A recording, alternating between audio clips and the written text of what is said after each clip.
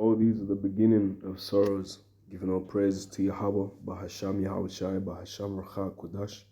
Double honor to the apostles and elders of Great Millstone that rule well, and labor in the word and doctrine, shalom and in peace.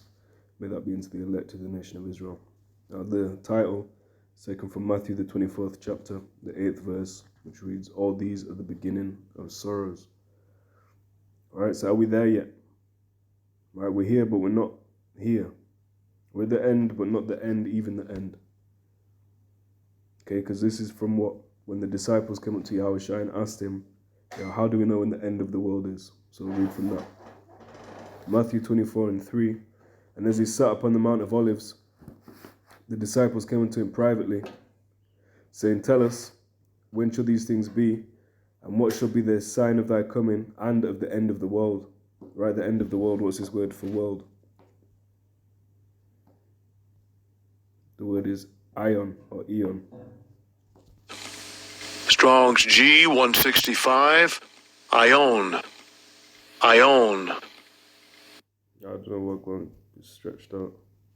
Anyway, it says forever, an unbroken age, perpetuity of time, eternity, the world's universe, period of time, age. Now it's that last one that applies to this context. Period of time or age. What time? What period? The age of Esau.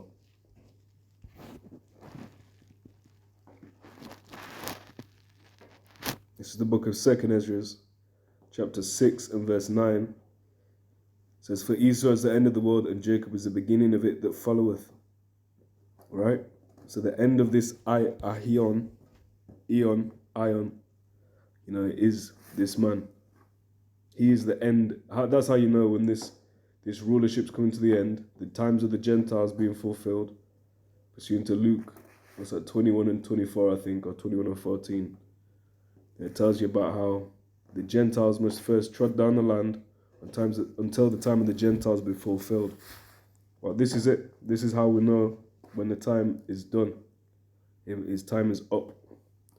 Verse 4, and Yahawashi answered and said unto them, take heed that no man deceive you. For many shall come in my name, saying, I am Hamashiach, right? I am anointed, because that's all that word there means. We don't like to use the word Christ, Jesus, because it has a connotation of that Caesarea Borgia, the image of the stringy-haired, pale man, which is not the image of Yahawashi. Yahawashi is a dark-skinned man with woolly hair, according to the scriptures. Right, so who the fuck is that in your church, in your grandma's house, on your wall? Who's that? That's Caesarea Borgia, right? A wicked, one of the first crime families, right, in the Renaissance. So that, that's deceiving many. Some people come out. There's even, Edomites that go around patrolling themselves around Africa, saying, "Look at me, I am Jesus, I am Christ." Verbatim. Looking like that Caesarea Borgia image. And many have been deceived, especially Jacob. It says, and ye shall hear of wars and rumors of wars, and we're not hearing that. The third war cometh quickly. We're actually in the third war. Right, even that, there's levels to it. We're not in the, it's not completely finished, but we're definitely in the third war. And ye shall hear of wars and rumors of wars. See that ye be not troubled, for all these things must come to pass, but the end is not yet. Right, so that's why I say we're in the end, but we're not in the end. Right, we're here, but we're not here. Because we are in the end. We're in the end times. But is this time still about? Is this world still about? Yeah, it is. Right, so in the beginning of the end, the beginning of sorrows. It says, for nation shall rise against nation, and kingdom against kingdom, and there shall be famines and pestilences and earthquakes in diverse places. And you can search that up. There's always earthquakes happening in different manner of places. It says, all these are the beginning of sorrows. Now we touched on 2nd Ezra 6. I think it's either 15 or 16 that uses this same terminology. It's definitely 16. So it says 2nd Ezra 16 and 17. Woe is me, who will deliver me in those days? And I'll often go to this to say, well, why is Ezra asking who will deliver him? Because he'll come back. That's a precept for reincarnation.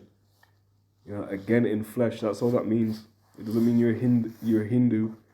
It doesn't mean you come back as a fucking caterpillar or a slug, depending on how you've been. You come back as a man, you come back as the same nation. And when I say a man, if you're a woman, you come back as a woman. If you're a man, you come back as a man. Now the tribe, it doesn't really matter your tribe, it's about your nation. Alright, so you can have people of one tribe come back as another tribe. But you can't have an Edomite come back as an Israelite. You can't have a human come back as a slug. Right? But why would he ask who would deliver him in those days? If man's age was cut down in the earlier chapters of Genesis, why would he think he'd be around, 2,400 years later? Around about, of course. He says, woe is me, who will deliver me in those days? The beginning of sorrows and great mournings, the beginning of famine and great death. All right, and you're going to see that. We're all going to see that. We're all going to be impacted by it, to some degree. Now, there's levels to it, because the Lord promised that his servants would eat in those days. So I'll finish this verse, and then I'll go and get a precept on that. The beginning of sorrows and great mournings, the beginning of famine and great death, the beginning of wars, and the powers shall stand in fear, the beginning of evils, what shall I do when these evils shall come? Again, not to beat a dead horse, but why would he ask that? Why would he ask what he would do? Because he knew he'd come back. This is Isaiah 65 and verse 13. Therefore thus saith the Lord Yahawah, behold, my servant shall eat, but ye shall be hungry. Behold, my servant shall drink, but ye shall be thirsty. Behold, my servant shall rejoice, but ye shall be ashamed. Behold, my servant shall sing for joy of heart, but ye shall cry for sorrow of heart, and shall howl for vexation of spirit. All right, so we're hoping to be and make our calling and election sure. We're hoping to eat in that day, man. Okay, so he asked, what will he do when those evils shall come? The next verse, 2 Ezra 16 and 19. Behold, famine and plague, tribulation and anguish are sent as scourges for amendment. And it's not talking about this amendment, that amendment of the American Constitution. An amendment, betterment, improvement of persons' correction, reformation, from Old French, amendement. Zan, you're going to have to correct me, you're the new French scholar. There's rectification, correction, advancement, improvement, amender, see amend. Sense expanded to include correction of error in a legal process. All right, and legal is to do with what? The law. Just to go on a colloquial use of the word. All right, so it's to do with the law. Right, now what is sin? Sin is transgression of the law. So now all of these, the wages of sin is death. Okay, like you might work a job. You might work a job as you might work in a curry house. Okay, so you make your curry, you be chefing it up, get it in, you get the cumin, you get the anise, however you pronounce it. You mash it all up nice, you finish your shift. And according to the law, like it talks about scourges for amendment, well, according to the law, we're meant to get paid the same day we work. Okay, not the week, not the month, and a lot of the time it's a month. Okay, so you get your wages at the end of the day, and that's your wages of being a curry chef. Okay, but the wages for sin, so you do some sin, you finish your shift. Now the wages for that is death.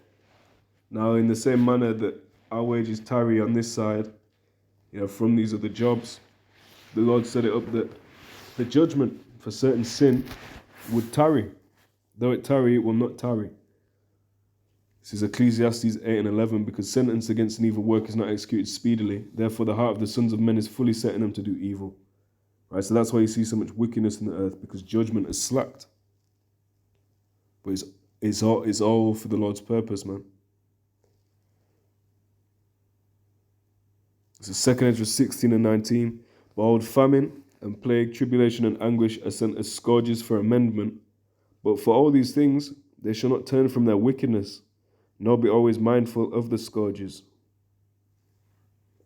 That reminds me also in Revelation 18, that they repented not of their blasphemies.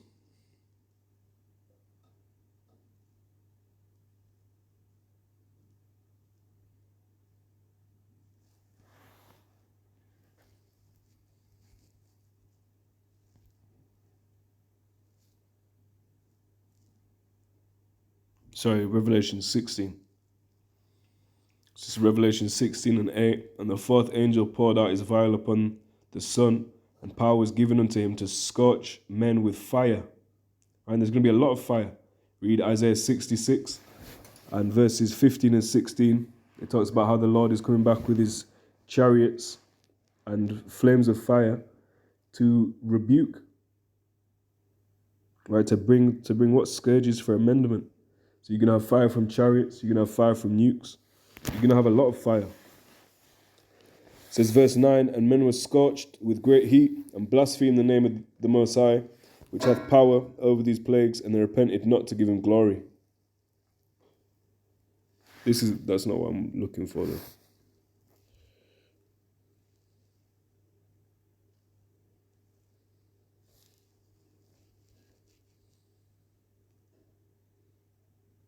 There it is.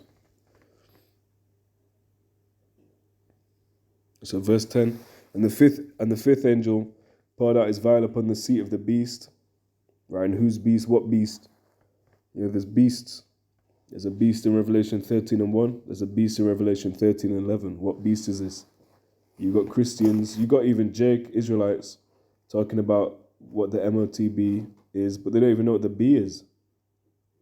They're talking about Solomon had the MOTB when the B didn't even exist. That B didn't even, either of the B's, the bad B's, didn't exist. From Revelation 13, those beasts didn't exist at the time of Solomon. They did in the spirit, it's all set up from before the foundation of the world. In terms of it being manifest in the physical, it didn't. So what? So the fifth angel poured out his vial upon the seat of the beast, and his kingdom was full of darkness, and they gnawed their tongues for pain, and blasphemed the Most High of heaven because of their deeds, because of their pains and their sores, and repented not of their deeds. Bear with me.